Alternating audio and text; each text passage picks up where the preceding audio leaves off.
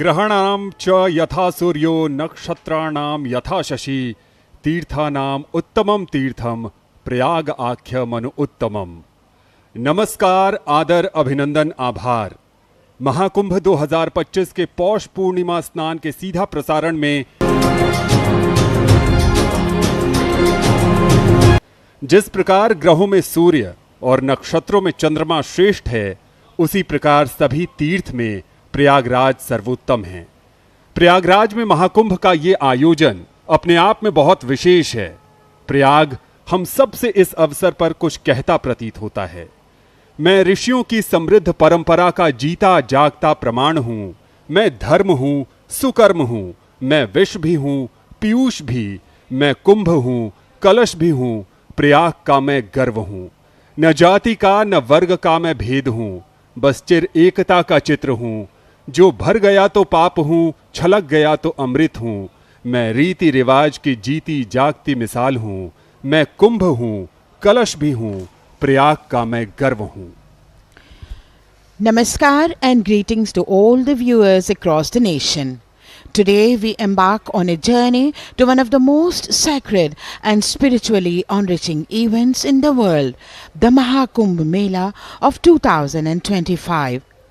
An unparalleled gathering that transcends faith, culture and the regional boundaries, bringing millions together in a celebration of unity, spirituality and heritage. At its core, the Mahakumbh symbolizes the gathering of gods, devatas and humans, the Manav.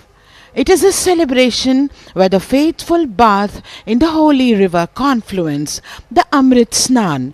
Human beings seeks purification and spiritual rejuvenation. It's during these congregations that spirituality and community converge, setting the stage for rituals and celebrations that have transcended generations. The Mahakumbh Mela is more than just an event. It's a living testimony to India's rich spiritual and cultural heritage. In a modern world where division often overshadows unity, the Mahakumbh Mela remains a symbol of hope and togetherness. At the Kumbh, we are united by our desire for peace and spirituality. 144 वर्षों के बाद इस महाकुंभ के आयोजन को सफल बनाने के लिए प्रशासन की तरफ से पूरी व्यवस्था की गई है। प्रशासन के कई विभागों ने मिलकर इस भव्य और दिव्य कुंभ के लिए बहुत सारी आयोजन की है। आइए देखते हैं उसकी एक झलक।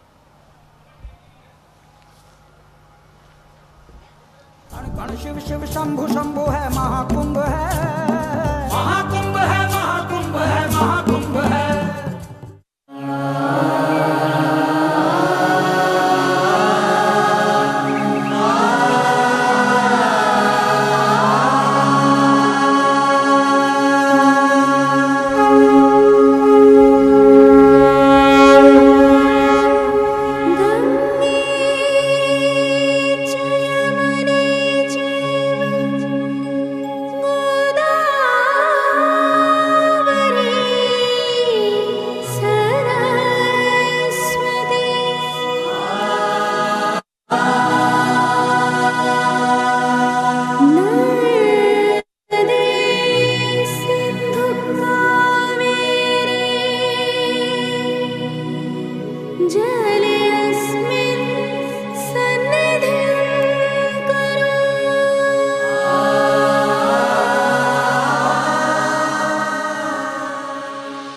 स्वागत है संपूर्ण सृष्टि का शताब्दी के सबसे बड़े धर्मोत्सव अर्थात प्रयागराज महाकुंभ में।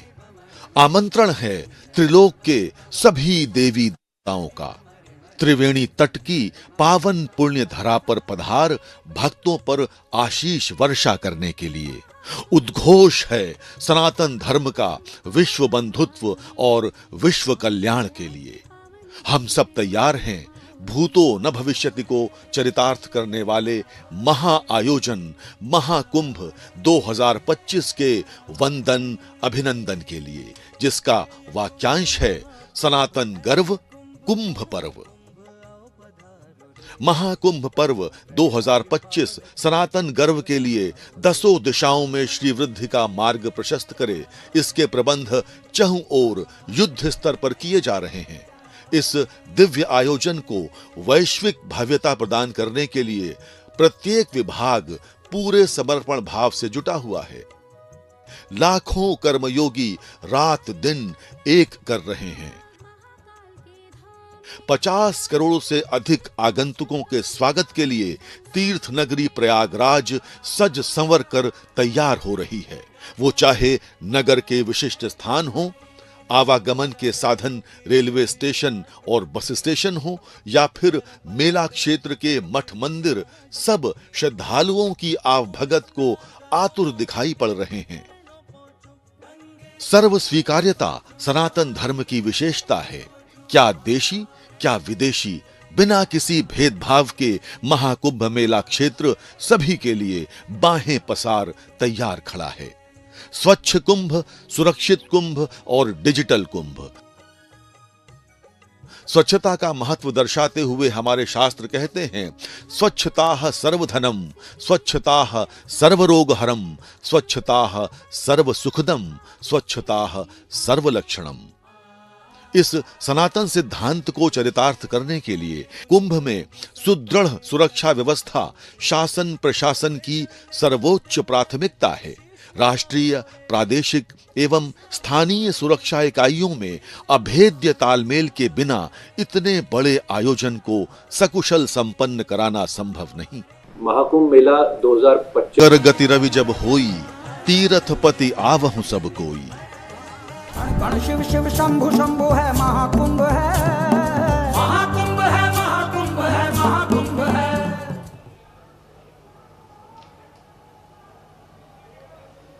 भारत सरकार, उत्तर प्रदेश शासन और प्रयागराज प्रशासन सहित विभिन्न विभागों की अथक मेहनत, नवाचार और संकल्प शक्ति का परिणाम है कि आज पौष पूर्णिमा के पर्व स्नान के साथ शुभ शुरुआत हो चुकी है महाकुंभ की। ये सजीव दृश्य है सनातन धर्म के गौरवशाली महापर्व महाकुंभ के दिव्य और भव्य आयोजन के। ये त्रिवेणी संगम की पवित्र भूमि है, जहां गंगा, यमुना और अदृश्य सरस्वती का मिलन होता है। इस महाकुंभ में संगम स्नान का महत्व असीम है। संगम स्नान न केवल पापों से मुक्ति का प्रतीक है, बल्कि यह आत्मिक शुद्धि और मनुष्य के जीवन में सकारात्मक ऊर्जा का संचार करता है। यह विशाल जन सैलाब जो आपके टेलीविजन स्क्रीन्स पर आप देख पा रहे हैं, ये संगम का पावन तट, जहां गंगा, यमुना और अदृश्य सरस्वती का मिलन होता है।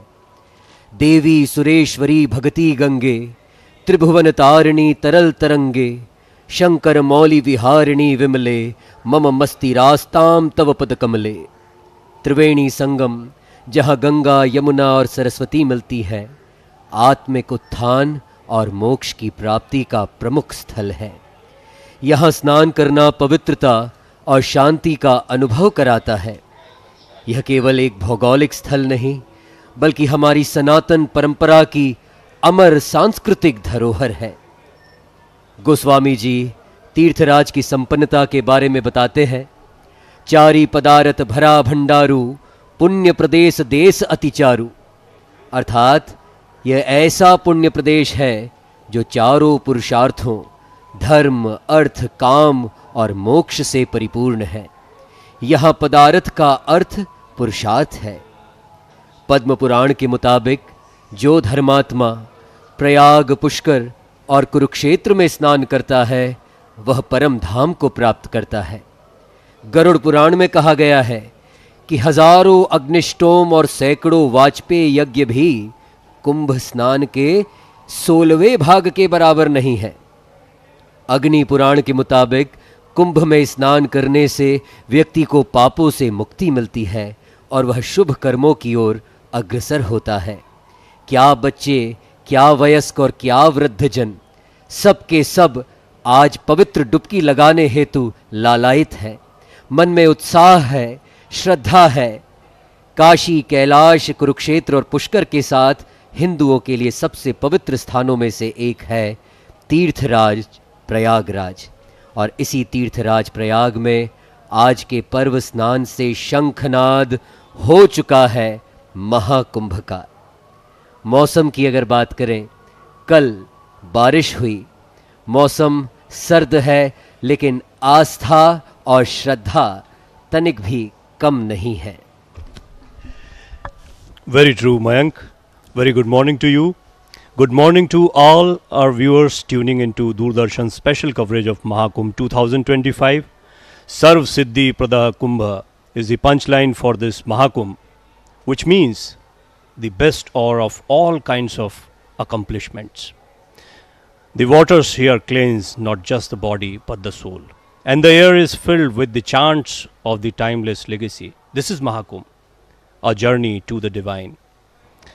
Let the chants of devotion and the ripples of the sacred waters guide us into the heart of the world's largest spiritual gathering, Mahakumbh 2025. Good morning to all our viewers tuning into Doordarshan's special coverage of Mahakumbh 2025. Today, we bring you live from Prayagraj, the heart of India's spiritual awakening, where millions have gathered to witness and participate in the grandest congregation of humanity on earth. As Mayank said, the Mahakumbh is not just a spiritual journey, but also a celebration of resilience and unshakable faith, which we can witness in these videos. Imagine a chilly winter morning where the air is crisp and the ground damp from light rains. Despite these challenging conditions, millions of pilgrims wrapped in shawls and mufflers, including me, Mayank and all our team, make their way to holy Sangam in Prayagraj, also known as Tirthraj, the meeting point of the Ganga, Yamuna and mystical or invisible Saraswati rivers.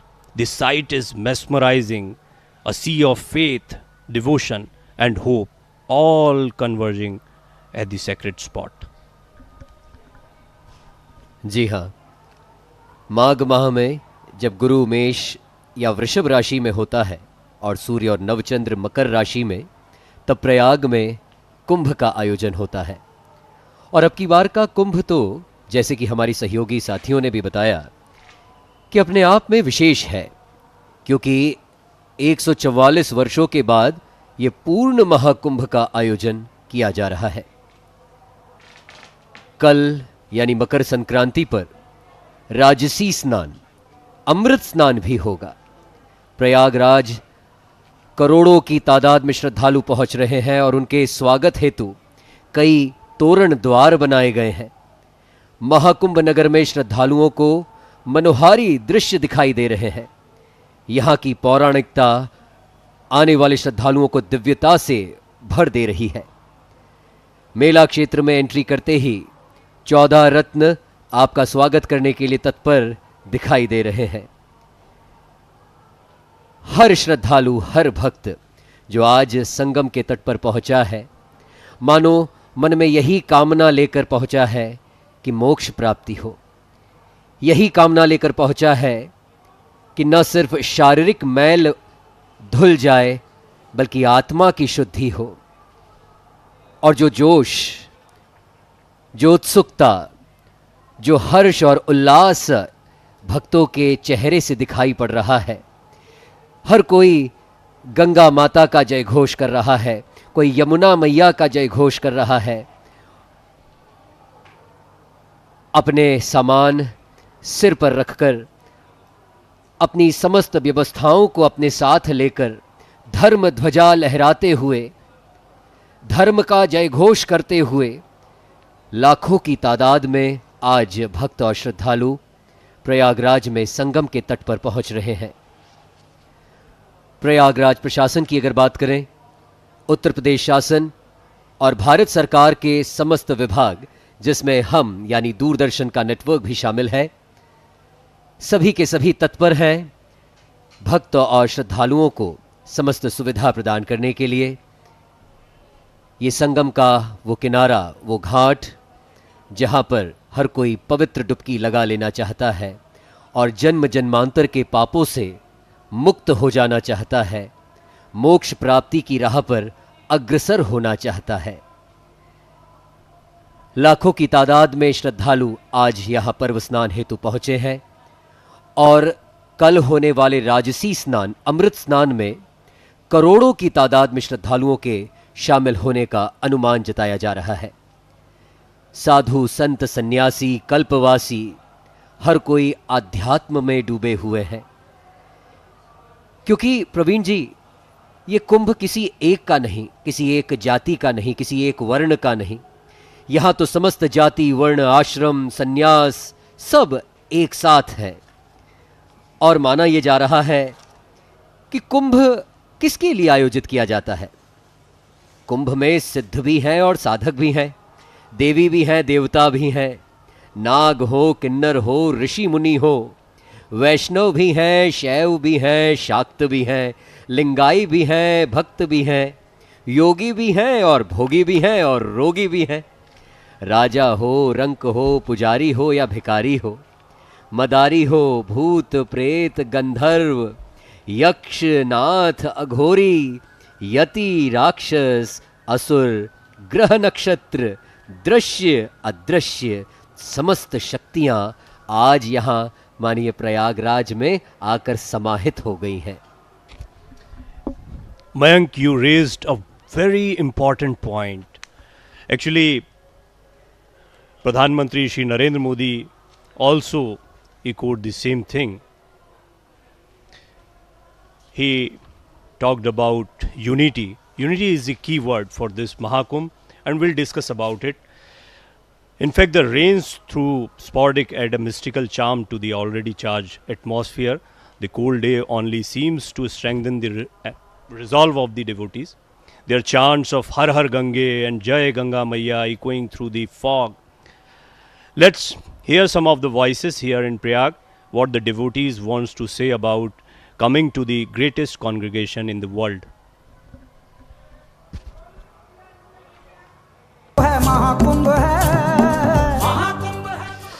So devotees are charged and excited to take a dip in the holy confluence of Ganga, Yamuna and mystical Saraswati.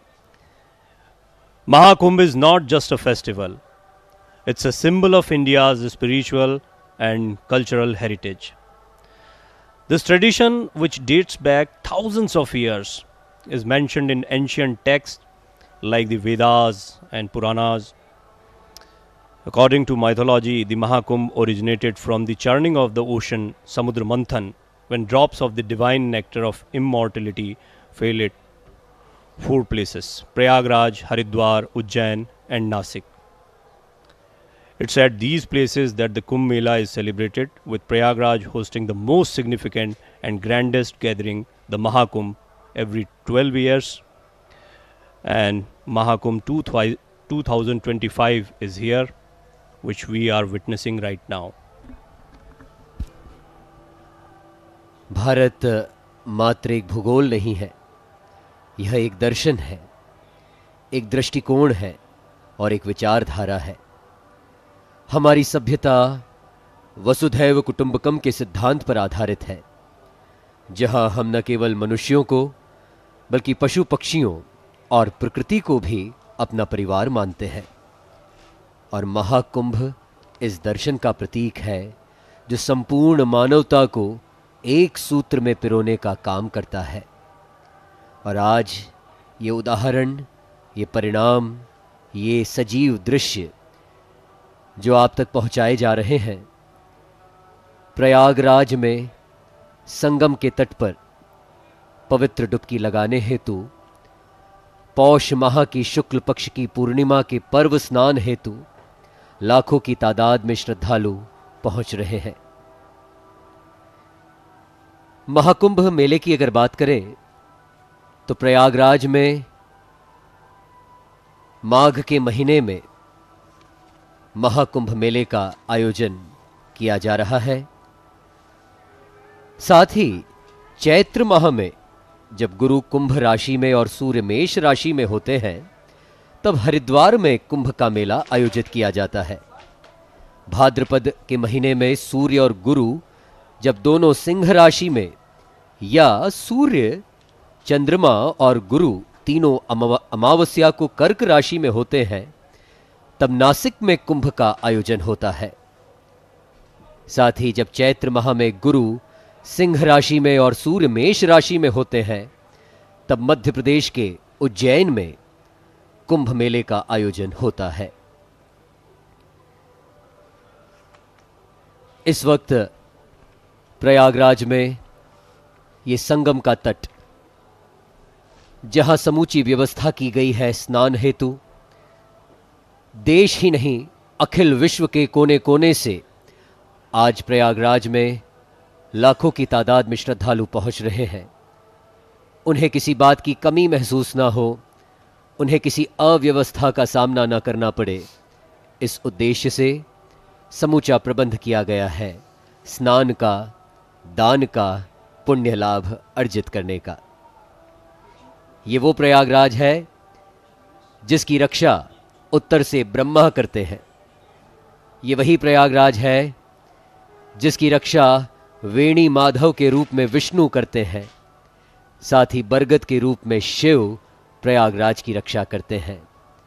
Indra भी हमेशा प्रयागराज की रक्षा करते हैं और इसी कारण इसे इंद्र क्षेत्र के नाम से भी जाना जाता है। यही प्रयागराज की महानता है, जहां स्नान करने से मनुष्य को मुक्ति मिलती है। Mayank, you beautifully explained the importance of Mahakumbh. But let me come to the same point of unity. Pradhan Mantri Shri Narendra Modi gave a call for unity and for this Mahakumbh. Brotherhood in the country is very important. He urged people to annihilate the feeling of division and hatred in the society. He hailed the Mahakumbh 2025 as a unique scene of unity in diversity, which you were talking about. Joining me, my colleague Uma, he hailed the spiritual festival as a manifestation of India's diversity, where there is no discrimination against anyone and everyone is treated equally. This is what PM Shri Narendra Modi said. Yes, Uma. Thank you, Praveen. It's a pleasure to join you. अमृत स्नान करने के लिए बहुत बहुत दूर दूर से लोग यहाँ आए हैं और सबसे अच्छी बात यह है, यहाँ किसी ने किसी को निमंत्रण नहीं दिया, वे स्वयं आए हैं। ये आस्था का महाकुंभ है, भव्य और दिव्य कुंभ है। ये दिव्यता हमारे देश का गौरव है। यहाँ कण कण में शंकर है, हर एक चीज़ की जिसमें प्राण है उसकी पूजा की जाती है। अगर हम बात करें, आप देखें लोगों का हुजूम है। कुंभ और महाकुंभ में जो लोग अमृत स्नान करने आते हैं, अमृत स्नान वो समय होता है जब विभिन्न धर्मगुरु और साधु संत संगठित होकर पवित्र जल में स्नान करते हैं।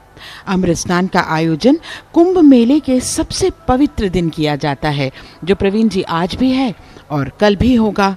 ये हम सभी का सौभाग्य है कि हम सब इस समय के साक्षी होने जा रहे हैं। जब ग्रह नक्षत्रों की स्थिति अत्यंत शुभ होती है, ये स्नान कहा जाता है कि पापों को धोता है। बहुत से इसके साइंटिफिक तत्व भी हैं। वैज्ञानिक रूप से भी हम ये कहते हैं कि सब यहाँ पर सबसे ज़्यादा शक्ति जो महसूस किया जाता है, उस समय को भी पवित्र स्नान का नाम दिया गया है।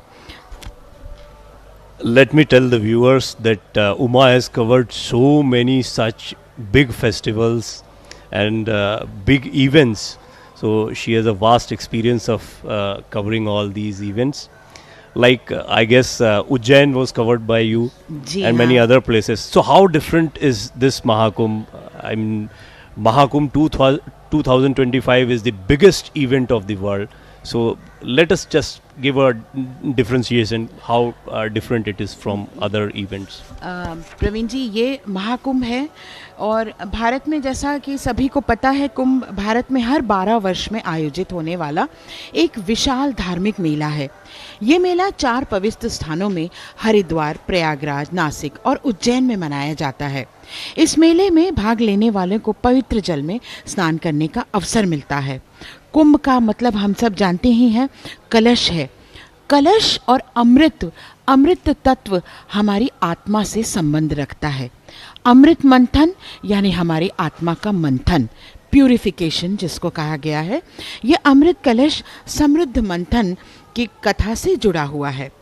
प्रवीण जी, जैसा आपने अभी कहा, इस संयोग को विशेष रूप से शुभ और दिव्य माना जाता है। हर 144 साल में एक दुर्लभ खगोलीय घटना होती है जो कुंभ मेले को विशिष्ट बनाकर महाकुंभ बना देती है। हिंदू ज्योतिषी गणनाओं में 12 वर्ष और 144 वर्ष के चक्र का महत्व बताया गया है। 12 साल के चक्र में एक सामान्य कुंभ मेला कहा जाता है और 12 कुंभ मेले के बाद एक महाकुंभ आता है। ये सचमुच ऐतिहासिक है। शास्त्रों में कहा गया है कि महाकुंभ में स्नान और पूजा करने से कई गुना अधिक पुण्य की प्राप्ति होती है। इसमें देवताओं और ऋषियों द्वारा भी इन्होंने बहुत ही आध्यात्मिक माना है इसको, और अत्यधिक पवित्र भी माना है। ये माना जाता है प्रवीण जी कि हर 144 वर्ष में अमृत कलश से विशेष ऊर्जा या दिव्यता पृथ्वी पर उतरती है, जिससे ये मेला और भी अधिक पवित्र हो जाता है। Yes, and we were talking about what Pradhan Mantri Shri Narendra Modi said. So he also said that speciality of the Mahakumbh is not only in the vastness, the speciality of the Kumbh is also in its diversity.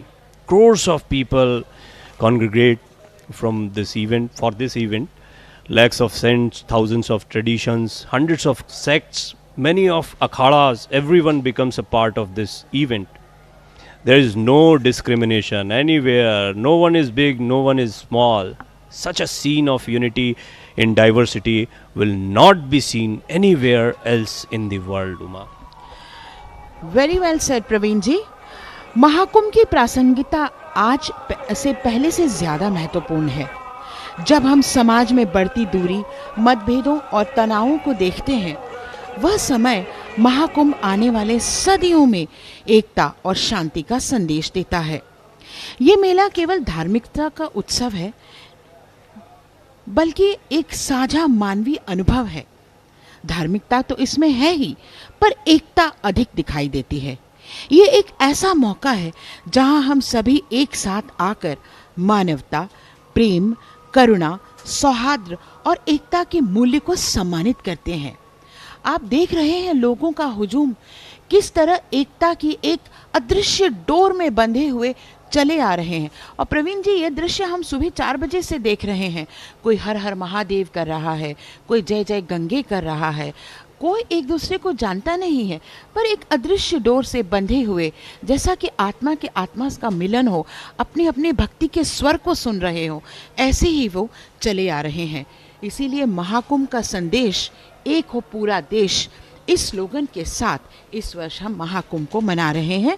ये एक ऐसा मानक है जो हम सभी को एकजुट करता है, प्रेम, समझ और एकता का महत्व को समझाता है। जैसे कि आपने अभी कहा, माननीय प्रधानमंत्री जी और माननीय मुख्यमंत्री योगी जी ने सदैव कहा है, एकता का महाकुंभ है, दिव्य है, भव्य है, और इस वर्ष तो ये डिजिटल भी है, इसे डिजिटल महाकुंभ भी कहा गया है।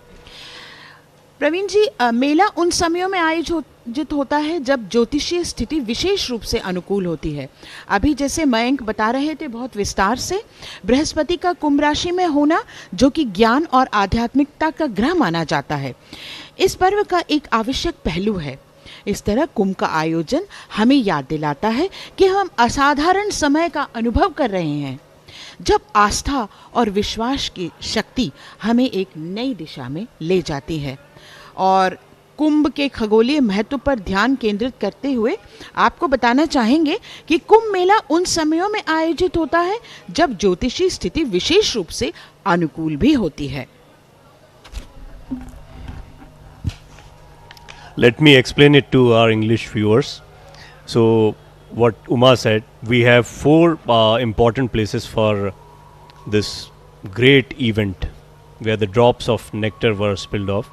Haridwar, Prayag, Nasik, Ujjain. We all know Haridwar, where the Ganga enters the plains. Prayag, where we are sitting right now. It is known as Tirth Raj also, king of all Tirthas, because 3 rivers are here.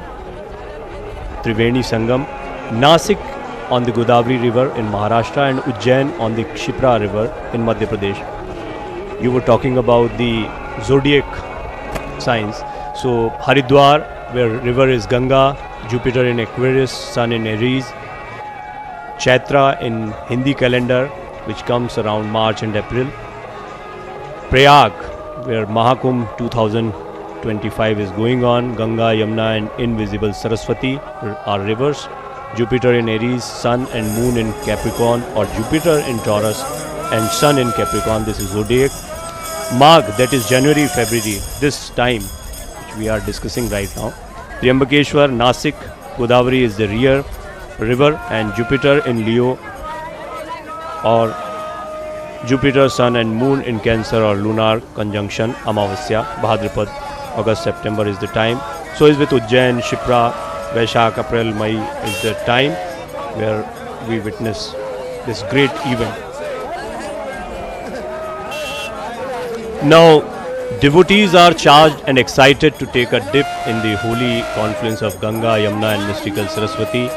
Mahakumbh is not just a festival, it is a symbol of India's spiritual and cultural heritage. This tradition, which dates back thousands of years, is mentioned in ancient texts like the Vedas and Puranas. From the ages of Vedas to the AI generation, we have been through a long journey. Honorable Prime Minister Shri Narendra Modi himself informed that for the first time an AI chatbot will be used, and it's being used actually at the mega carnival of humanity.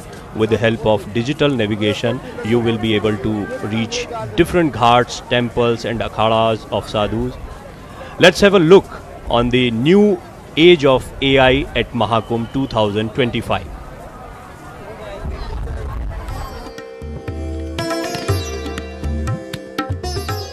Prayagraj Mahakumbh 2025 में श्रद्धालुओं को सभी प्रकार की सुविधाएं देने के लिए माननीय मुख्यमंत्री योगी आदित्यनाथ जी की सरकार काम कर रही है। इसी क्रम में श्रद्धालुओं की सुविधा हेतु पहली बार कुंभ सहायक नाम का चैटबॉट विकसित किया जा रहा है। इस चैटबॉट पर महाकुंभ का इतिहास, परंपराएं, साधु संतों की जानकारी, अखाड़े, स्नान तिथियां, रास्ते, पार्किंग, रुकने के स्थानों तथा भोजनालय जैसे सभी आस्था की डुबकी यहाँ पर जारी है। इस कुंभ में सनातन परंपरा में नदियों को शक्ति स्वरूपा माना जाता है। नदियां पुण्यकारी हैं। नदियों को मातृ स्वरूपा मानकर उनके प्रति सेवा की भावना रही है। दिगंबर वेश धारण किए या फिर किसी भी वेश में यहाँ पर जो लोग आते हैं वो आस्था की डुबकी लगाते हैं। भारत की ज्ञान की खोज की अत्यंत गहरी और बहुआयामी परंपरा रही है, चाहे भौतिक हो या आध्यात्मिक, सामाजिक हो या सांस्कृतिक। जीवन के हर आयाम में इस ज्ञान दृष्टि ने समाधान खोजे हैं। कुंभ मेला इसी ज्ञान परंपरा के संवर्धन का अनुपम आयोजन है। कुंभ में आए तीर्थयात्रियों के लिए ये एक अवसर होता है कि विभिन्न मार्गों से प्राप्त ज्ञान को सुने, समझे और अपनी वृत्ति, समझ और इच्छा के अनुसार अपना मार्ग चुने। इस रूप में सनातन धर्म वाकई लोकतांत्रिक है। सनातन धर्म में ज्ञान के गहरे रहस्यों को सामान्य जन तक पहुंचाने के लिए जिस परंपरा का आविष्कार किया गया है वो है कथा प्रवचन परंपरा। कुंभ में विभिन्न मतों, अखाड़ों, संप्रदायों एवं गुरुओं के पंडालों में प्रतिदिन कथा प्रवचनों का आयोजन होता है। इन कथाओं का प्रभाव समाज पर इतना गहरा है कि सनातन समाज अपने दैनिक जीवन में भी इन कथाओं से प्रेरणा पाता है, सही गलत की समझ बनाता है और इन्हीं कथाओं की शिक्षा के आधार पर कठिन से कठिन निर्णय भी बड़ी आसानी से लिए जाते हैं। और इस कुंभ में शंख ध्वनि भी है, मंत्रोच्चारण भी है, भाव भी है और आस्था की डुबकी भी है। Absolutely, Anandji. Spirituality, dharma, and cosmic energy flowing in Prayagraj today. The city of Prayagraj is among the largest cities of Uttar Pradesh, and situated at the confluence of three rivers, Ganga, Yamuna and the invisible Saraswati. The meeting point known as Triveni and is specially sacred to Hindus. The earliest settlements of the Aryans were established in this city, then known as Prayag. Its sanctity is manifest by references to it in Purans, Ramayana and Mahabharata. According to Hindu mythology, Lord Brahma, the creator god of the Trinity, chose a land on earth, that is Prayag, to perform Prakrishta Yajna at the beginning of the creation, and he also referred to it as Tirthraj, or the king of all pilgrimage centers. As per the writings of Padma Puran, as the sun is amongst the moon and the moon amongst the stars, likewise Prayag is best amongst all places of pilgrimage. The bathing at Prayag is mentioned in Brahma Puran in the month of Magh at the bank of Ganga Yamuna. In Prayag bestows results of millions and millions of Ashwamedh Yajna. Prayag is also the birthplace of Som, Varun and Prajapati. Prayag has been associated with mythological personalities in Vedic and Buddhist literatures as well. And today Prayag is witnessing the largest congregation of people at the confluence of Ganga, Yamuna and Saraswati. The tilak, the symbol of dharma, the symbol of spirituality, the symbol of oneness, and lakhs of pilgrims taking holy dip in the Sangam, and the Aarti going on, everyone excited, everyone enlightened, happy faces, everyone awaiting their chance, their turn to take one holy dip in the Sangam. ऐसा प्रतीत होता है कि शहर में कुंभ है और कुंभ में शहर। कुंभ मेला भारतीय संस्कृति का जीवंत दर्शन है, एक ऐसा प्रवाह जिसमें सांस्कृतिक भारत की समस्त धाराएं समाहित हो जाती हैं, समरस हो जाती हैं। एक समागम सूक्ष्म से विराट का, भक्ति से ज्ञान का, जिज्ञासा से समाधान का, नर से नारायण का। मानव इतिहास का सबसे विशाल समागम स्वस्फूर्त, स्वनियंत्रित और स्वचालित, ये है कुंभ। कुंभ मेला सनातन धर्म की मौलिक व्याख्या है, एक उत्सव चेतना के विस्तार का, एक महायज्ञ जीव और जगत के कल्याण का।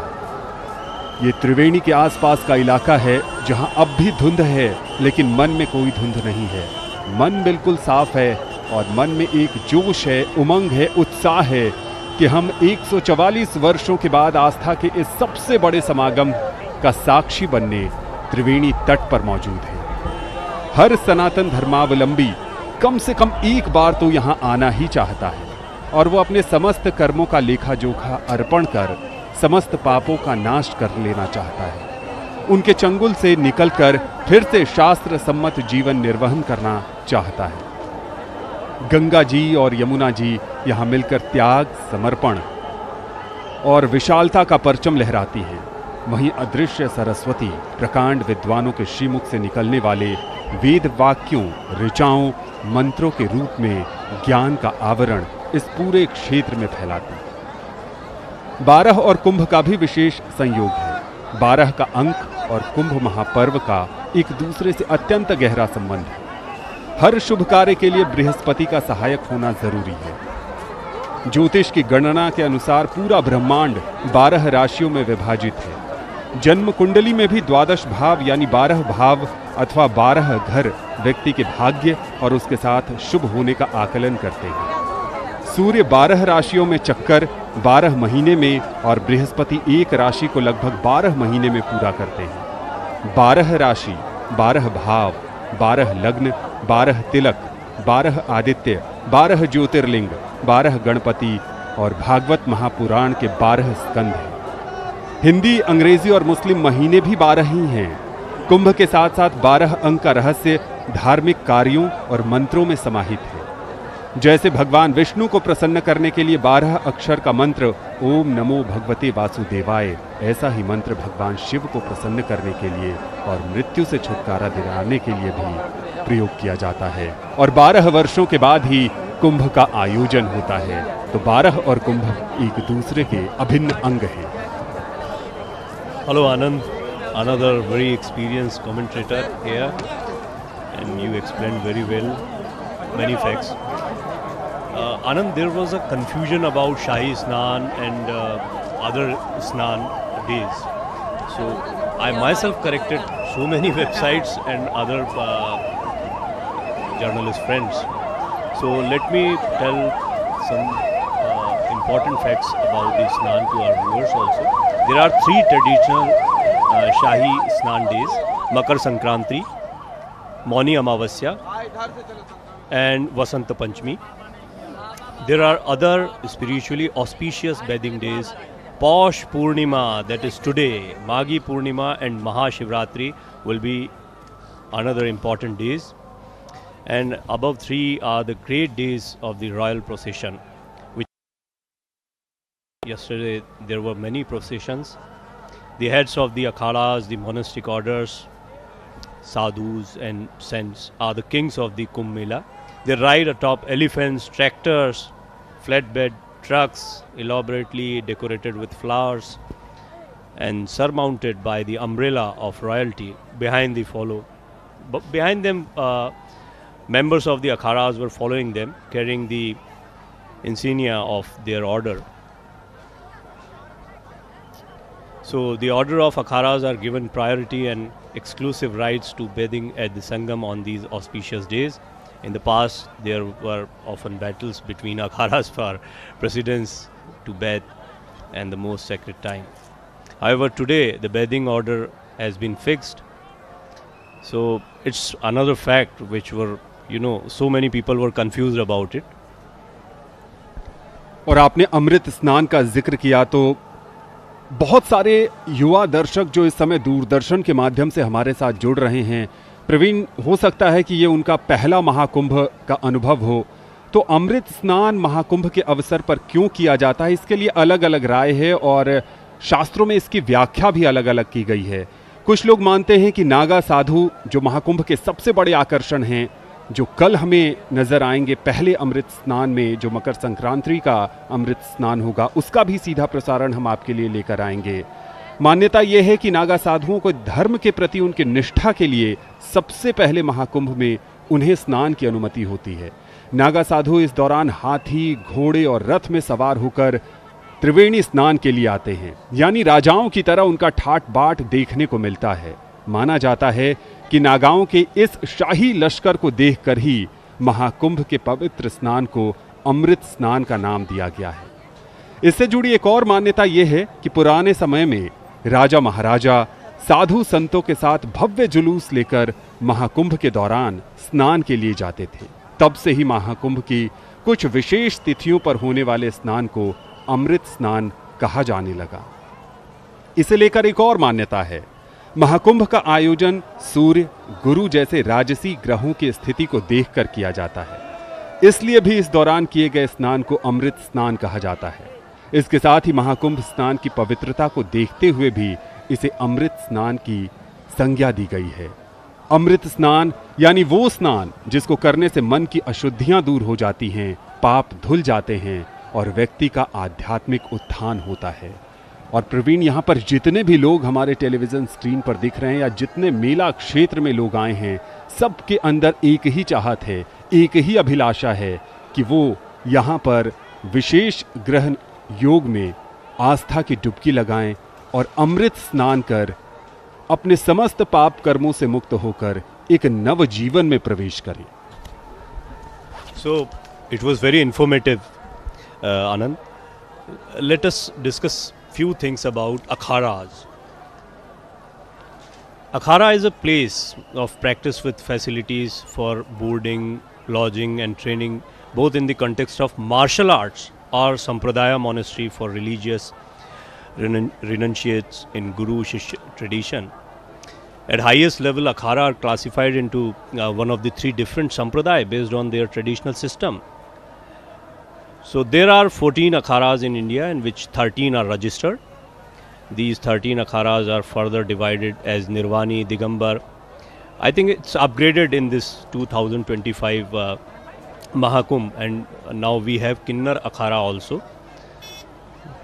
And these Akharas are further divided as Nirvani, Digambar and Nirmal Sampradaya. These Akharas also known as Sannyasi, Vairagi and Udasin.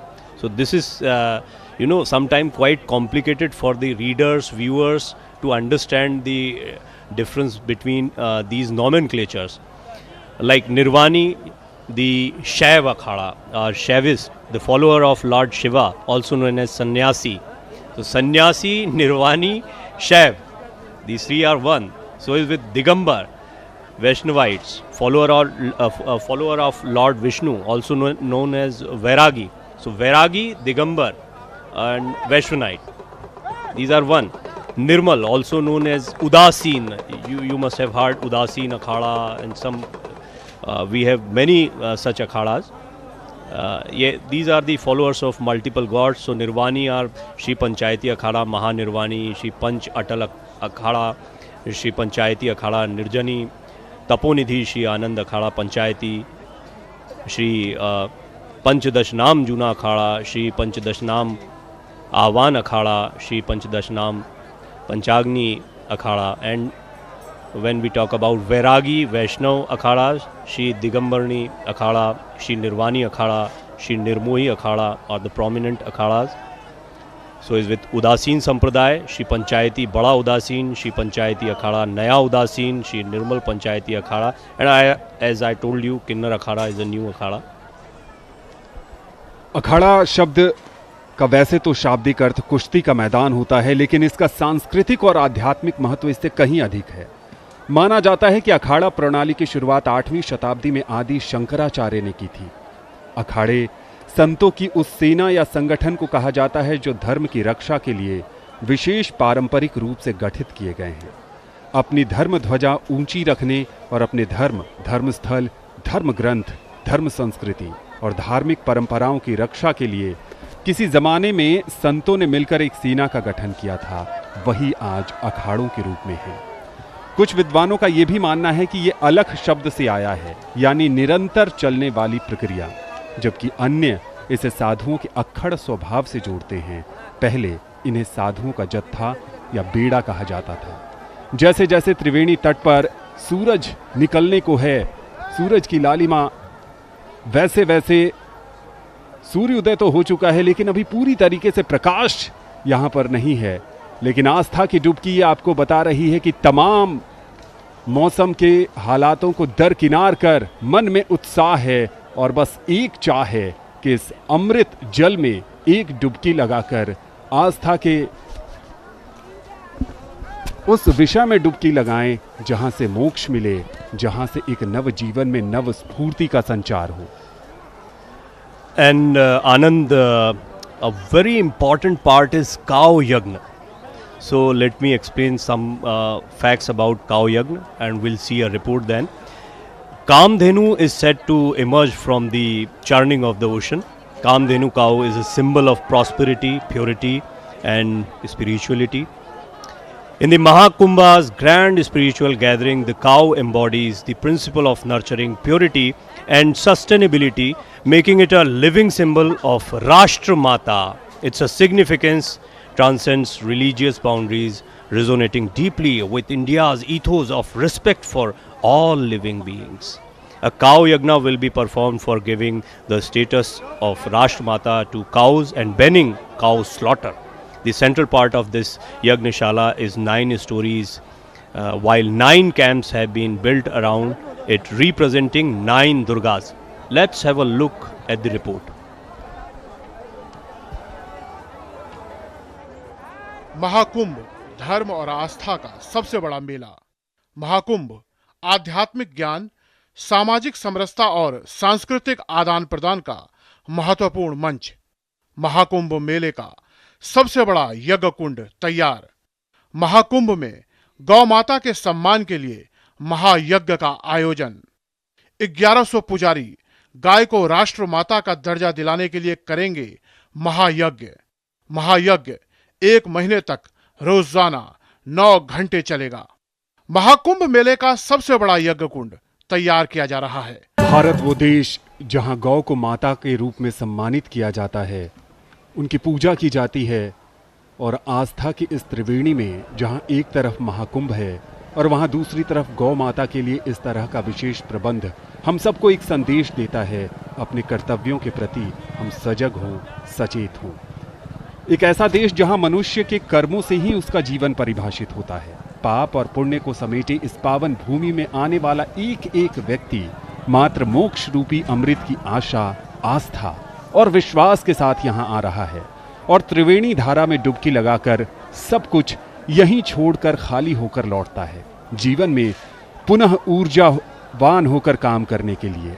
ये मेले, ये आयोजन भारतीय संस्कृति का भिन्न अंग हैं। इस तरह के आयोजन वर्षों से पल रही हमारी मन की गांठों को खोलते तो हैं ही, साथ ही पुनः ऊर्जा से भरकर जीवन जीने के लिए हमें तैयार भी करते हैं। ये एक स्वप्न, एक प्रकाश पुंज की तरह जीवन और मृत्यु के रहस्यों को खोलते हुए जीवन का सकारात्मक सहज प्रभाव ही हमारी संस्कृति के उत्कर्ष का कारण है।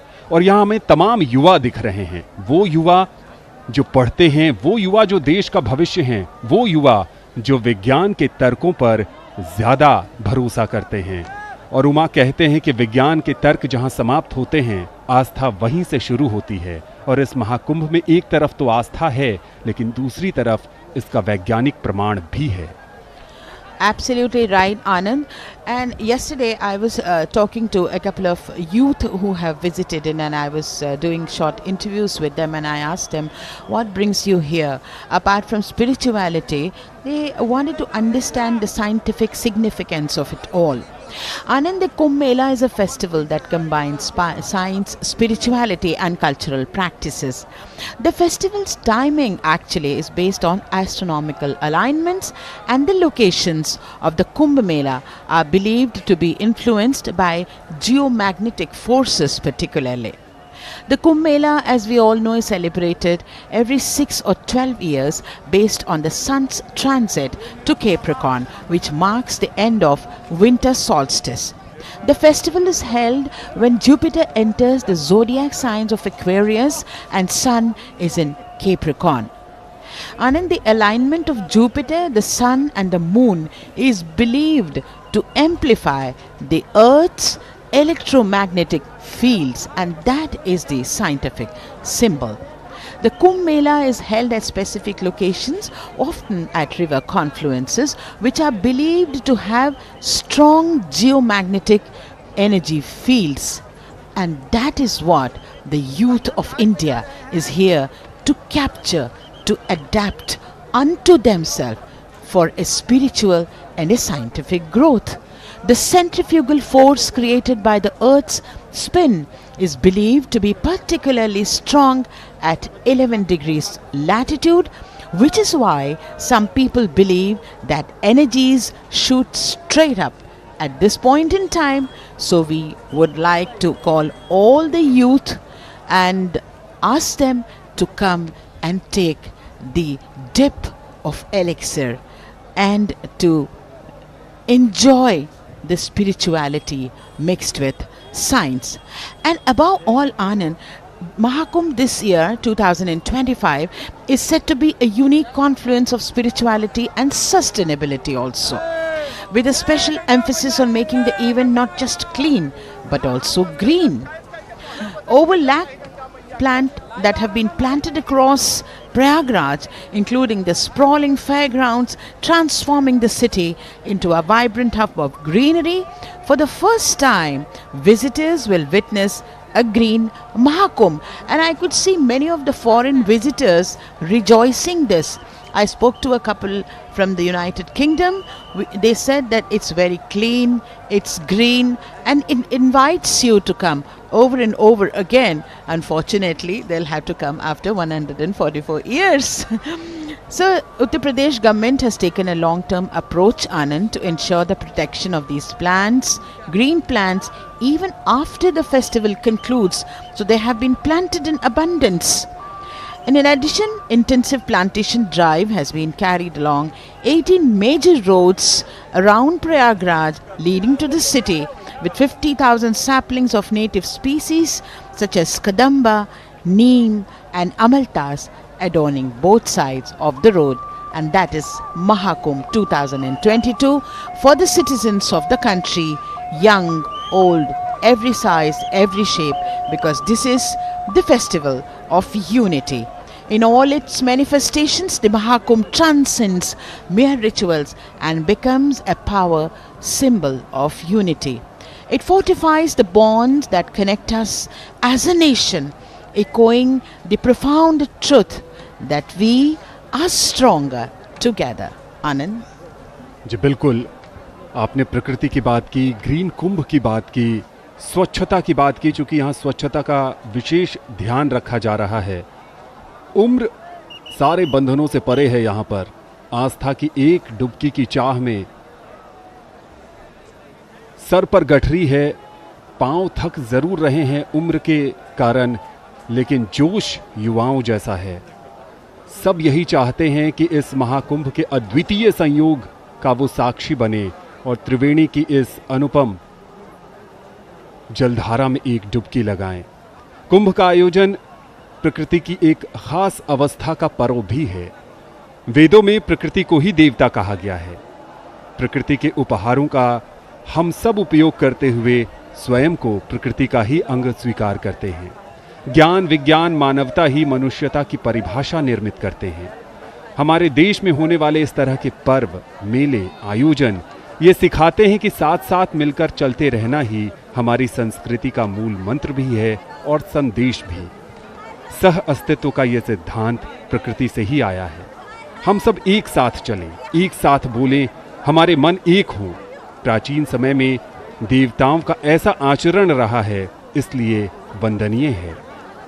प्राकृतिक नियमों का पालन करते हुए समाज को एक साथ लेकर चलना चाहिए और कुंभ यही संदेश देता है। क्योंकि यहाँ भारत के अलग अलग हिस्सों से लोग आए हैं, कोई गांव से आया है, कोई शहर से आया है, कोई कस्बे से आया है, कोई देश विदेश से आया है, लेकिन सब एक साथ यहाँ पर बिना किसी वैचारिक मतभेद के, बिना किसी जातिगत मतभेद के, न कोई अमीरी देखता है, न कोई गरीबी देखता है। बस जो मार्ग उन्हें बताया गया है उस तय मार्ग से आगे जाते हुए सभी त्रिवेणी में जाकर डुबकी लगाते हैं। ये सामाजिक समरसता का संदेश भी देता है। ये एकजुट करने का भी बहुत बड़ा मंच है।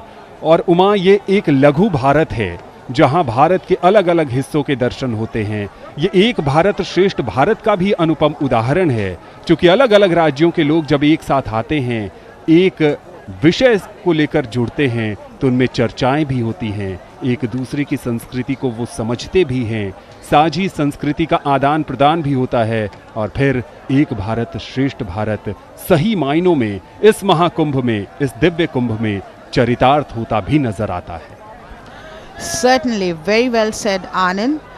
In all its manifestations, the Mahakumbh transcends mere rituals and becomes a powerful symbol of unity.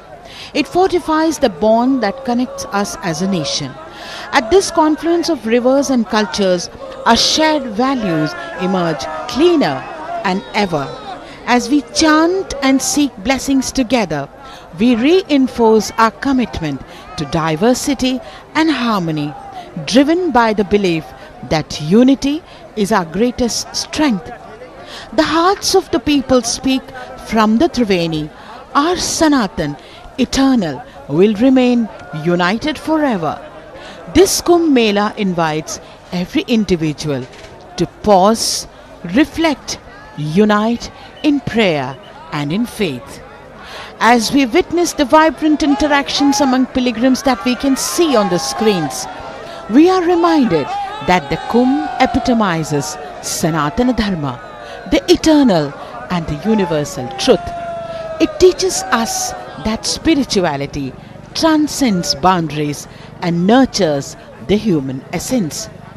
Every dip, Anand, that the people are taking in the holy water symbolizes a pledge to uphold values of respect, love, and collective unity. Here, among the gentle ripples of the Ganga, we echo the sentiment. The Ganga calls, let Hindustan remain united.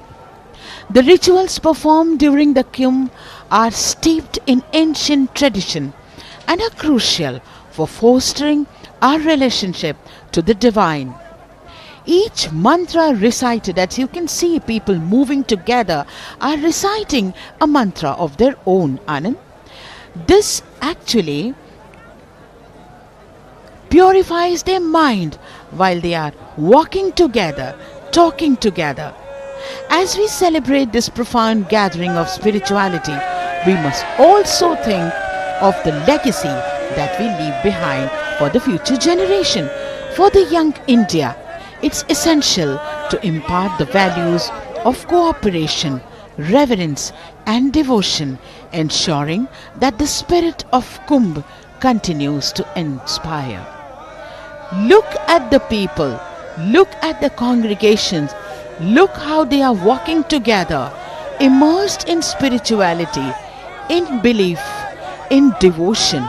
That is Mahakumbh for all of us. And Anand, future generations must be anchored to this rich heritage to foster awareness of our cultural identity.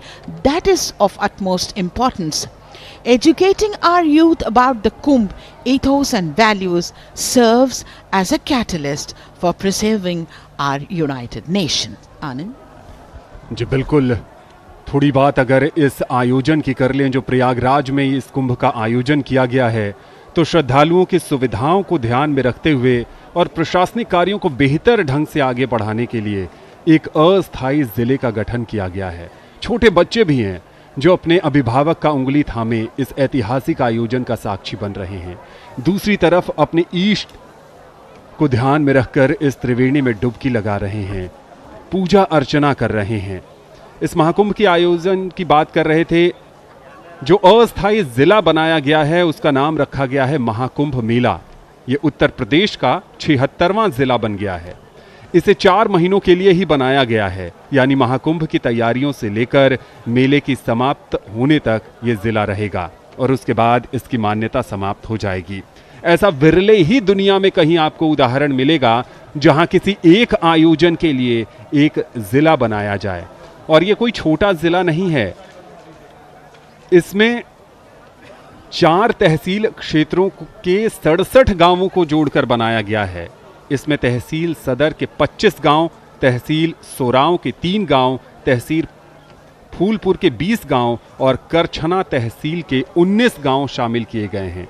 इस अस्थायी जिले में प्रशासन वैसे ही काम कर रहा है जैसे दूसरे जिलों में करता है. कानून व्यवस्था मजबूत बनाए रखने के लिए नए जिले में अस्थायी रूप से पुलिस थाने और चौकियां बनाई गई हैं. 2019 में जब प्रयागराज में कुंभ हुआ था तो 30 गांवों को मिलाकर एक नया जिला बना था, लेकिन इस बार 67 गांव शामिल हैं. आप समझ सकते हैं कि कितना विशाल आयोजन है. 4000 हेक्टेयर क्षेत्र में यह कुंभ का आयोजन हो रहा है.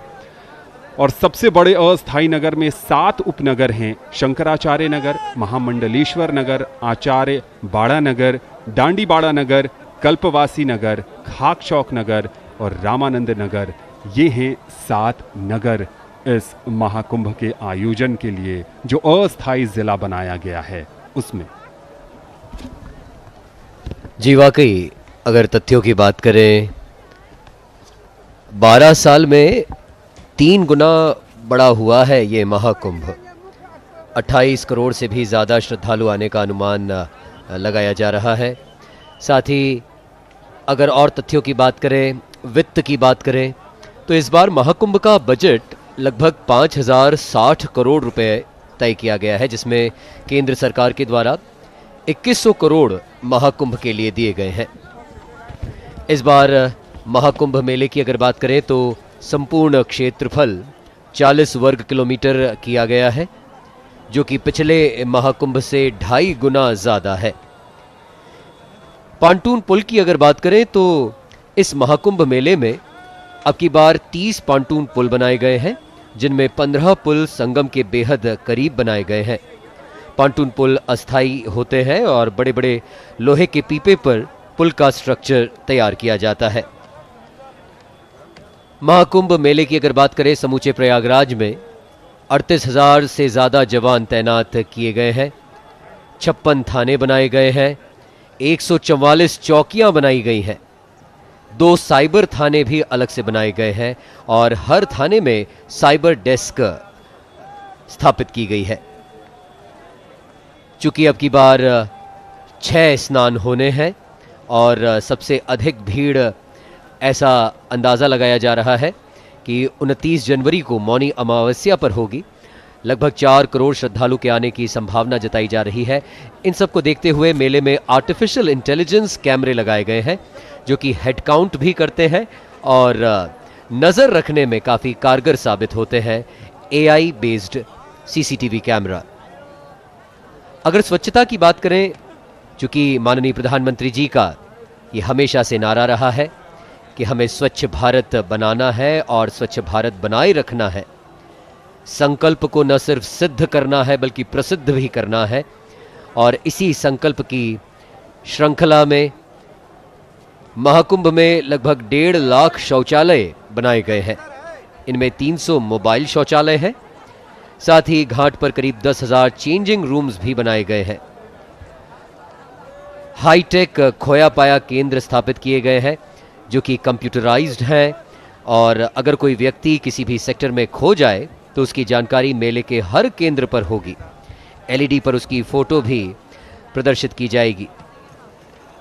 तो ऐसा है हमारा अब की बार का डिजिटल महाकुंभ, जिसमें आर्टिफिशियल इंटेलिजेंस का भी प्रयोग किया गया है, और विशेष रूप से जो वाक्यांश का प्रयोग किया जा रहा है प्रवीण जी, कि हम एक कदम परंपरा से भविष्य की ओर बढ़ाना चाहते हैं। क्योंकि जहाँ तक बात युवा शक्ति की है, जैसे कि हमारे साथी कमेंटेटर भी बात कर रहे थे, युवा शब्द का अगर उल्टा कर दिया जाए तो वो बन जाता है वायु। तो जिस प्रकार वायु में वेग है, वायु की जो शक्ति होती है, वही शक्ति, वही संकल्प शक्ति हमारे देश के युवाओं में है। तो युवाओं का धर्म से जुड़ना धर्म को और भी आगे ले जाने में कारगर साबित होगा।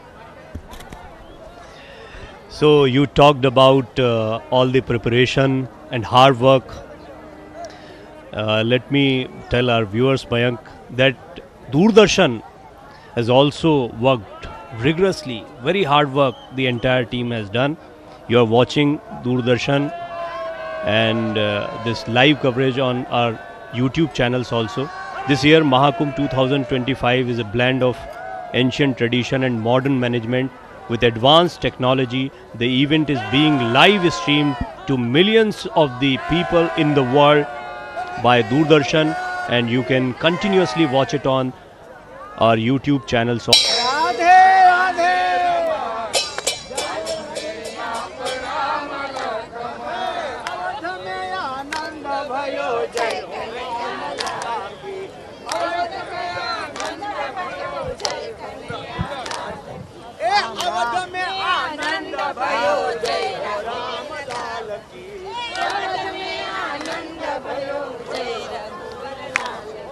गण शिव शिव शंभु शंभु है महाकुंभ है।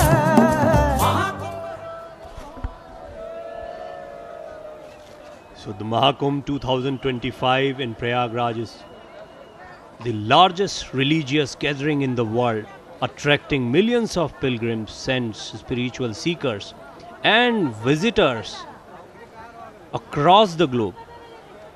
So here are few videos, pictures, not just across the country but across the world. Visitors and spiritual seekers are coming to Prayagraj to witness the biggest and largest event on the earth, Mahakumbh 2025.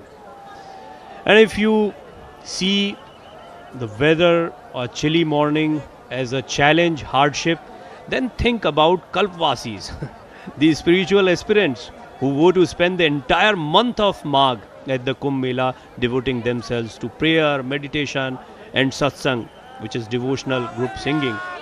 And you can see foreign visitors, and many of them, if you'll come to,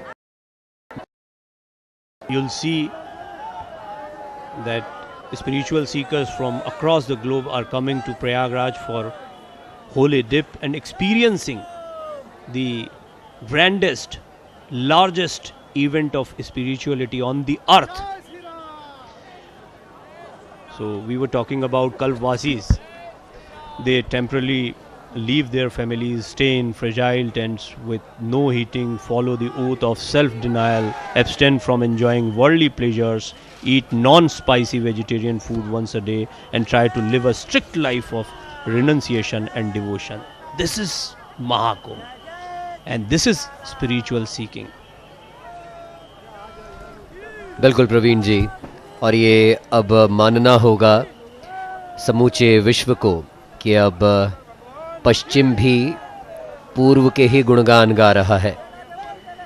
और वैसे भी अगर प्रयागराज की बात करें तो प्रयागराज राजनीति और शिक्षा का केंद्र रहा है। यहाँ का विश्वविद्यालय तो पूरब का ऑक्सफोर्ड कहा जाता था।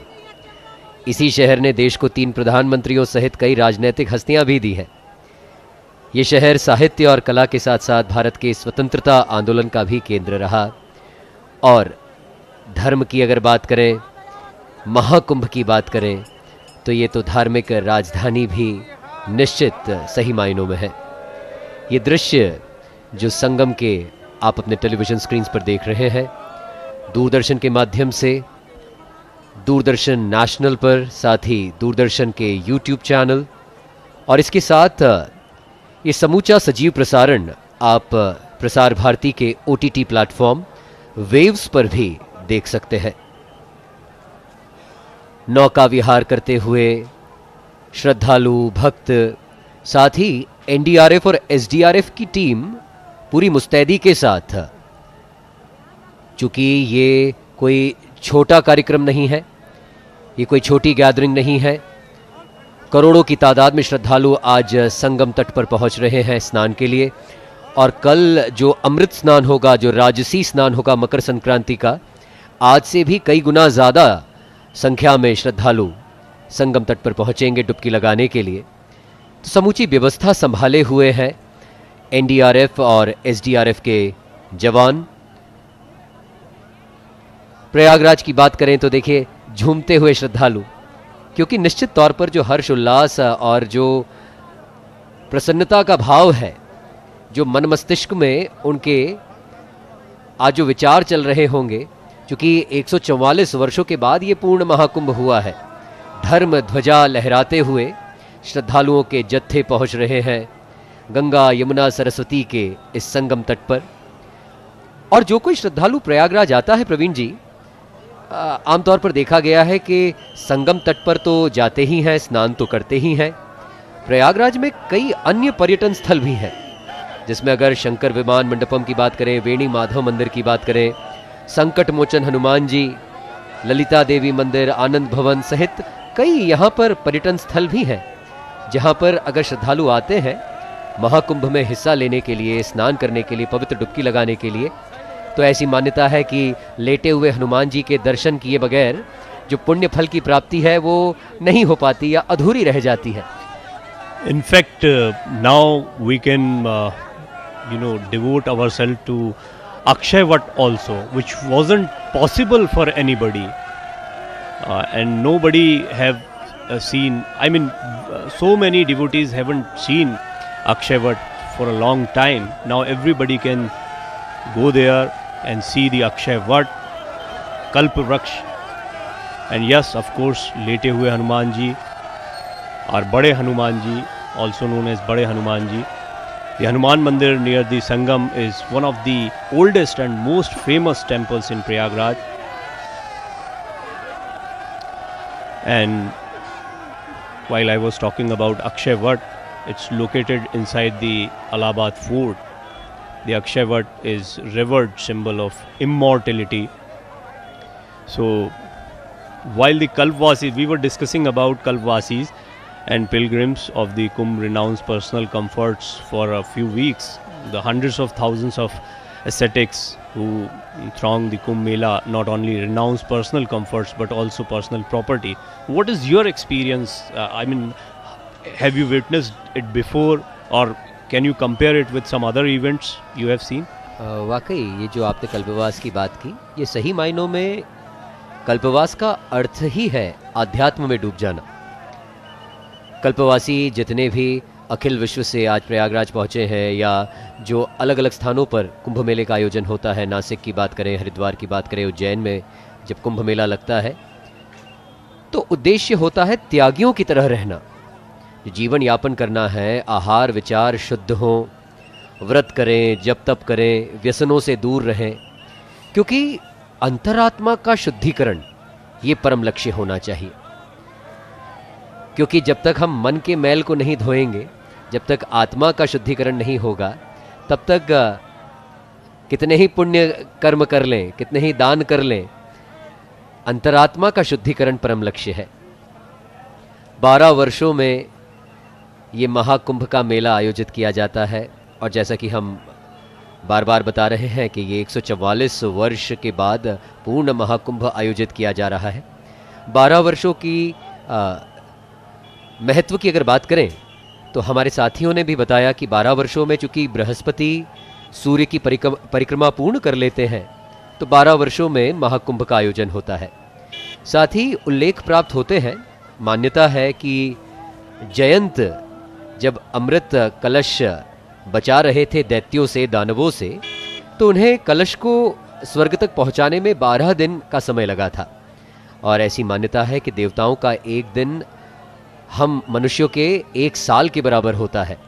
तो ऐसे 12 दिन बराबर 12 वर्ष हो गए, और 12 वर्षों के उपरांत ये जो ज्योतिषीय खगोलीय घटना, जो परिस्थितियां और स्थितियां निर्मित होती हैं, जिसमें हम महाकुंभ का आयोजन कर पाते हैं और महाकुंभ मेले का आनंद ले पाते हैं।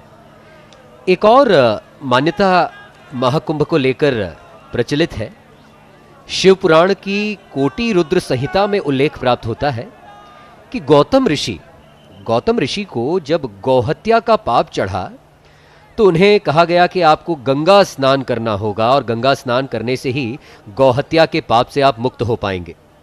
ऐसे में महर्षि गौतम ने गंगा माता से प्रार्थना की और उनसे अनुरोध किया कि हे गंगा मैया, आप स्वर्ग से धरती पर आइए।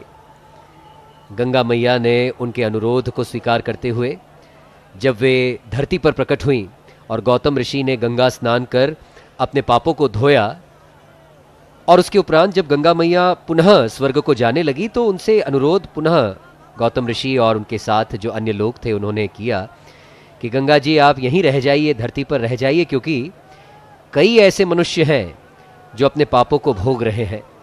उन मनुष्यों के उद्धार हेतु, उन मनुष्यों के कल्याण हेतु, उन मनुष्यों के पाप के संहार हेतु गंगा जी आप धरती पर ही रुक जाइए। ऐसे में गंगा जी ने कहा, जो मान्यता है कि हर 12 वर्षों बाद आप सभी इकट्ठा होइए, और मैं हर 12 वर्ष के बाद धरती पर लौटूंगी, और आपके पापों को धोने का आपको ये पुण्य लाभ प्राप्त होगा। निश्चित तौर पर समुद्र मंथन की कथा भी प्रचलित है। जब दैत्यों और देवताओं के द्वारा समुद्र मंथन हुआ और जब अमृत कलश प्रकट हुआ, उसी अमृत कलश से जो बूंदें छलकी 4 जगहों पर, जहां हम महाकुंभ आयोजित करते हैं और आनंद ले पाते हैं। माना जाता है प्रवीण जी कि इस पुण्य काल में अगर कोई भी पुण्य कार्य किया जाए तो उसका फल कई गुना हो जाता है। कल मकर संक्रांति का महापर्व है, अमृत स्नान होगा, राजसी स्नान होगा, शाही ठाट बाट के साथ नागा साधु, महामंडलेश्वर, आचार्य महामंडलेश्वर, महंत, श्री महंत, अनेकानेक साधु संत जब इस पवित्र संगम में डुबकी लगाएंगे और उनके डुबकी लगाने के बाद आम श्रद्धालु डुबकी लगाएंगे, निश्चित तौर पर ये अविस्मरणीय पल होगा हमारे लिए, आपके लिए, हम सब के लिए जो दूरदर्शन के माध्यम से परोक्ष रूप से इस सजीव प्रसारण को देख पा रहे हैं। जी, so the entire team of Doordarshan worked very hard, rigorously for this live telecast, and you are continuously watching it on all the platforms of Doordarshan, whether it's our channel, our YouTube channels, and of course the OTT platform Waves. So Mayank belongs to Ujjain, so he must have seen many Sinhas, and he knows about it very well. We'll discuss about it. But you are talking about the importance of Kumbh Mela. So in recent days, Kumbh Mela listed in the representative list of UNESCO's Intangible Cultural Heritage of Humanity. The Intergovernmental Committee for the Safeguarding of the Intangible Cultural Heritage under UNESCO has inscribed Kumbh Mela on the representative list of Intangible Cultural Heritage of Humanity during its 12th session held at Jeju, South Korea from 4 to 9 December 2017. So the inscription of Kumbh Mela was recommended by the expert body, which examined in details the nominations submitted by members of state. So it's a procedure. So procedure could be anything, but you can witness the importance here. There is an estimate, Mayank, that 40 crore people could come and visit this Mahakumbh 2025, and it's a huge number. So as I was asking you, so you must have witnessed many Sinhas, and you are from Mahakal Nagri, and this is Venugopal's Nagri. How you compare both the events and big event? That's also huge. जी प्रवीण जी, निश्चित तौर पर उज्जैन में जब सिंहस्थ कुंभ होता है, वहाँ भी जो धर्म और अध्यात्म और श्रद्धा की जो त्रिवेणी होती है, वैसी ही त्रिवेणी यहाँ पर तो भौतिक रूप से भी गंगा, यमुना और सरस्वती की त्रिवेणी है। शंख ध्वनि हो रही है, हर ओर उल्लास का भाव है। प्रयागराज में त्रिवेणी संगम के साथ, जैसा कि आपने उल्लेख किया, अक्षय वट भी है। अक्षय वट की पौराणिक और धार्मिक मान्यता है। जितने भी श्रद्धालु प्रयागराज पहुंचते हैं, संगम में स्नान करते हैं, ऐसी मान्यता है कि अक्षय वट के तो दर्शन मात्र से ही मानव को अक्षय पुण्य की प्राप्ति होती है। जिस प्रकार से प्रयागराज में अक्षय वट है, उसी प्रकार से उज्जैन में सिद्ध वट है। तो दोनों ही जगह की ये एक समानता कही जा सकती है कि दोनों जगह कुंभ मेले का आयोजन होता है, दोनों जगह वट वृक्ष है। इसी के चलते अगर अक्षय वट की बात करें तो अक्षय वट अकबर के किले की सेना के अधिकार क्षेत्र में होने के चलते कई लोग इस वट वृक्ष के दर्शन नहीं कर पाते थे, लेकिन वर्तमान समय में ये हम सब अपना सौभाग्य माने कि हम अक्षय वट का दर्शन हम सभी के लिए अब सुलभ हो गया है। इस वक्त ये सजीव दृश्य आप देख पा रहे हैं।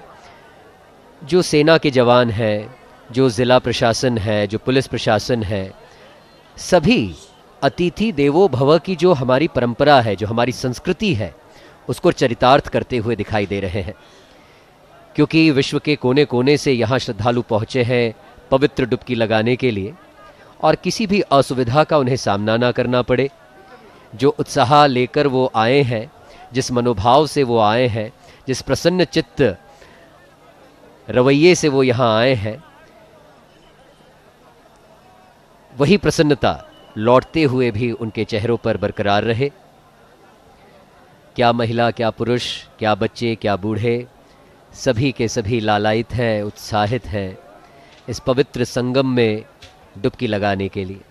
ऐसी मान्यता है प्रवीण जी कि जब महाकुंभ की युति बनती है, जब ये खगोलीय स्थितियां निर्मित होती है, तो ऐसा माना जाता है कि स्वयं देवता भी, स्वयं देवगण भी आते हैं और पुण्य जो नदियां हैं, जो पावन जल है, उसमें स्नान करते हैं। और उस स्नान में जब हम मनुष्य स्नान करते हैं तो निश्चित अमृतत्व की प्राप्ति हो जाती है। It's not just about the place, it's not just about the process, it's about the time also, Mayank, you're rightly saying. And I was mentally planning for a dip and look at the weather. But many people advise me, when you see an 80-year-old or 70-year-old guy to take a dip, holy dip, then you'll realize that it's not that hard, it's not that difficult to take a dip, and I'll surely go for it because it's an opportunity. and you must also go there to take a dip. It's a great opportunity. The Kumbh Mela is a confluence of sacred rivers and sacred time which you are talking about, with a colossal number of people, millions of lay pilgrims all across the globe. We have witnessed many foreigners here also, religious practitioners, volunteers, ascetics. They live together in the tent city created on the huge expanse of sandy river beds. Adherents of many Indian traditions, sometimes unethical to each other, converge to observe a single ritual bathing in the river or rivers, and they come as well to benefit from the company of spiritual teachers and aspirants. There is no other ecumenical event in the world. This is the hugest, largest, biggest event in the whole world, held on such a vast scale, where ascetics and lay people from technologically disparate traditions coexist and coalesce.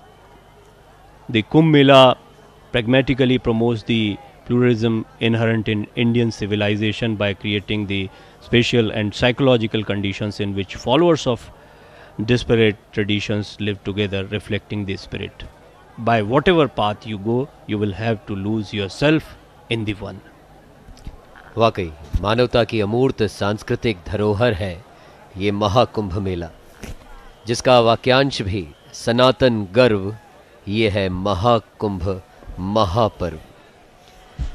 जहाँ गंगा स्नान करने के लिए, जहाँ त्रिवेणी संगम पर स्नान करने के लिए करोड़ों की तादाद में श्रद्धालु इस मनोभाव से पहुंच रहे हैं कि रोग का नाश होगा, शोक का नाश होगा। रोगम शोकम तापम पापम हर में भगवती कुमति कलापम त्रिभुवन सारे वसुधा हारे त्वमसी गतिर्मम खलु संसारे।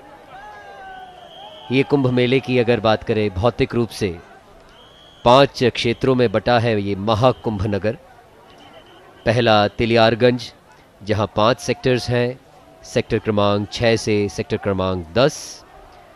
दूसरा क्षेत्र है झूसी, जहां सेक्टर क्रमांक 11 से लेकर 22 और सेक्टर 5 है। तीसरा क्षेत्र संगम क्षेत्र, जहां सेक्टर 3 और 4 स्थापित किए गए हैं। चौथा क्षेत्र परेड ग्राउंड, जहां सेक्टर 1 और सेक्टर 2 है। और अंतिम क्षेत्र है नैनी का अरेल, जहां सेक्टर 23, 24 और 25 स्थापित किए गए हैं। और इन सभी सेक्टर्स को जोड़ने के लिए 30 पुल बनाए गए हैं, 30 तोरण द्वार हैं, जहां से प्रवेश कर रहे हैं श्रद्धालु। वाकई इन श्रद्धालुओं की, इन भक्तों की भक्ति को, इनके समर्पण को नमन करते हैं हम, क्योंकि ये भी एक तपस्या है। ये समर्पण का भाव, ये भक्ति भाव, ये श्रद्धा भाव जो इन्हें अपने गुरुओं के सानिध्य तक खींच लाया है, जो इन भक्तों को तीर्थराज प्रयागराज तक खींच लाया है। कोई भौतिक अव्यवस्था महसूस नहीं होती। इस डिजिटल दौर में हर कोई अपने मोबाइल फ़ोन में छाया चित्र कैप्चर कर लेना चाहता है, इन दृश्यों को कैप्चर कर लेना चाहता है, क्योंकि अभी नहीं तो अब से 12 वर्षों के बाद ही ये दृश्य देखने को मिलेंगे। क्या लगता है आपको आनंद जी? 12 वर्षों के इंतजार के बाद जब कुंभ आता है तो हर कोई इसका साक्षी बनना चाहता है और डिजिटल दौर में यादें सहेजना चाहता है। उत्साह है, जश्न का माहौल है, क्योंकि आज से आगाज हुआ है 144 वर्षों के बाद आने वाले महाकुंभ का। कुंभ मेला शताब्दियों से अनवरत चली आ रही उस सांस्कृतिक यात्रा का पड़ाव है जिसमें नदियां हैं, कथाएं हैं, मिथक हैं, अनुष्ठान हैं, संस्कार हैं, सरोकार हैं और शामिल हैं हमारी अनगिनत आध्यात्मिक और सामाजिक चेतनाएं, जिनके बलबूते हम अपनी परंपराओं को बखूबी निभाते हुए अपनी बनावट को संजोते चले आए हैं। अथक प्रवाहमान इस यात्रा में नदियों की आवाजें भी शामिल हैं, जिन्हें सुनने स्वयं कुंभ आता है और कुंभ में शामिल होने का स्वप्न संजोए लाखों करोड़ों लोग भी आते हैं। और ये अरैल है, जिसे अलर्कपुरी भी कहा जाता है। ऐसी मान्यता है कि अलर्कपुरी काफी पुराने जमाने में धार्मिक आस्था का केंद्र हुआ करता था, और वहां के ये कुछ दृश्य हमने देखे जहां पर भी विशेष व्यवस्था दूरदर्शन की तरफ से की गई है, और वहां से लाइव विजुअल्स हम समय समय पर दिखाते रहते हैं। इस अद्भुत, अप्रतिम, अलौकिक यात्रा में शामिल होता है 12 वर्ष का इंतजार। पवित्र नदियों के पुण्य तट, नक्षत्रों की विशेष स्थिति, विशेष स्नान पर्वों की धमक, साधु संतों की जुटान, धर्म आकाश के सभी सितारे और उनका वैभव, कल्पवासियों की आकांक्षाएं, और देखते ही देखते दुनिया के सबसे बड़े अस्थायी नगर का बस जाना। 12 बरस के बाद आने वाले इस अपने हर पड़ाव पर यह यात्रा लोक उत्सव में बदल जाती है, जिसमें भारतीय संस्कृति कुलांचे भरती, अटखेलियां करती, पूरे विश्व को स्वयं में समाहित कर लेने की ताकत दिखा देती है। सच तो यह है कि इस लोकोत्सव में वसुधैव कुटुंबकम की भारतीय अवधारणा सहजता के साथ चरितार्थ होती है।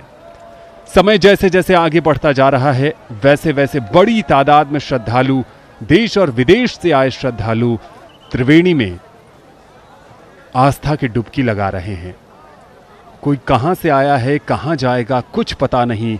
सबको गंगा मां ने बुलाया है, और उस अदृश्य बुलावे पर, अदृश्य आमंत्रण पर लाखों करोड़ लोग यहां पर आए हैं। कुछ गुरु से दीक्षा प्राप्त कर रहे हैं, तो कुछ सत्य की खोज और गुरु की खोज में भी इस महाकुंभ में आए हैं। और इन सब में एक बात जो बहुत विशेष है, किसी के भी चेहरे पर कोई शिकन नहीं है, कोई शिकायत का भाव नहीं है। और यही तो सही मायनों में कल्पवासियों की पहचान है, कि मन में किसी प्रकार की शिकायत का भाव ना हो। क्योंकि कुंभ मेला सिर्फ नदी में पवित्र स्नान के बारे में नहीं है, बल्कि अपनी आध्यात्मिक जड़ों से जुड़ने, आस्था को नवीनीकृत करने और मन की शांति पाने के बारे में भी है। कई हिंदुओं के लिए, कई सनातनियों के लिए कुंभ मेले में भाग लेना एक आजीवन सपना होता है, एक तीर्थ यात्रा जो वे अपनी आध्यात्मिक मान्यताओं की पुष्टि करने और आशीर्वाद प्राप्त करने के लिए करते हैं। ये उत्सव, ये त्योहार अनुष्ठानों, जुलूसों और आध्यात्मिक प्रवचनों को देखने का एक अनूठा अवसर भी प्रदान करता है। पिछले 1 माह में प्रयागराज साक्षी हुआ कई अखाड़ों की प्रवेशाई का। राजसी वैभव, राजसी ठाट बाट के साथ जब संतों का, साधुओं का, नागा साधुओं का प्रवेश प्रयागराज में हुआ, और समूचे मार्ग से, मुख्य मार्गों से होते हुए उनका जुलूस, उनकी प्रवेशाई गाजे बाजे के साथ, घोड़े, हाथी, ऊंट, समस्त वाद्य यंत्रों का वादन, और जब साधुओं का, संतों का जत्था छावनी पहुंचा, वाकई वो अवसर, वो दृश्य अविस्मरणीय रहे। महाकुंभ एक ऐसा समागम है जहां हिंदू संतों और गुरुओं की शिक्षाओं को लाखों अनुयायियों के साथ साझा किया जाता है। इसी के साथ यह आध्यात्मिक विरासत का अनुभव करने के लिए एक साथ आने का अवसर है। कुंभ मेला सिर्फ एक धार्मिक आयोजन नहीं, ये शांति, एकता और आध्यात्मिक जागृति का वैश्विक प्रतीक है। सन 2025 में जब प्रयागराज में लाखों लोग इकट्ठा हो रहे हैं, तो दुनिया एक बार फिर धरती पर सबसे बड़ी शांतिपूर्ण सभा देखेगी।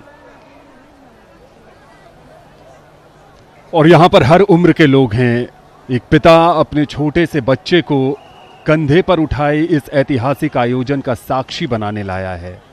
वो भविष्य के सपने को एक मूर्त रूप देने की कोशिश में लगा है। दूसरी तरफ हम लगातार बात कर रहे हैं भारत की युवा पीढ़ी की, वो युवा पीढ़ी जिस पर देश को नाज है। भारत दुनिया का सबसे युवा राष्ट्र है, और उस युवा पीढ़ी में सनातन धर्म के प्रति ये आस्था देखते ही बन रही है, वो उत्साह देखते ही बन रहा है। हर लोग अपने अपने कार्य क्षेत्र से अवकाश लेकर इस ऐतिहासिक भव्य और दिव्य महाकुंभ में शामिल होने आए हैं, क्योंकि उन्हें पता है कि उनके जीवन में ऐसा अवसर एक ही बार मिलता है, क्योंकि 144 वर्ष का जो समय है बहुत लंबा समय है और हम सब के जीवन में ये ऐतिहासिक अवसर एक ही बार आया है और हम सब चाहते हैं कि इसका साक्षी बने, प्रयागराज में आएं, त्रिवेणी में डुबकी लगाएं। अगर आप कहीं से भी ये प्रसारण देख रहे हैं और परिस्थितियां ऐसी नहीं हैं कि आप प्रयाग नहीं आ सकते, तो कोई बात नहीं, दूरदर्शन के माध्यम से आप सभी अमृत स्नान और प्रमुख पर्व स्नानों का सीधा प्रसारण देख सकते हैं और उनके माध्यम से भी आप पुण्य कमा सकते हैं। क्योंकि कई शास्त्रों में कहा गया है कि तीर्थराज की व्याख्या सुनने से, पवित्र तीर्थों की कथाएं सुनने से, वहाँ के दृश्य देखने से ही आपको बहुत सारा पुण्य मिल जाता है। वास्तव में भारतीय संस्कृति की अवधारणा में ही सामूहिकता निहित है। हमने प्रारंभ से ही विश्व को एक कुटुंब की तरह मानकर स्वयं को प्रस्तुत किया है। हमारी सभी सांस्कृतिक चेतनाओं में समूह पहले आता है, फिर व्यक्ति।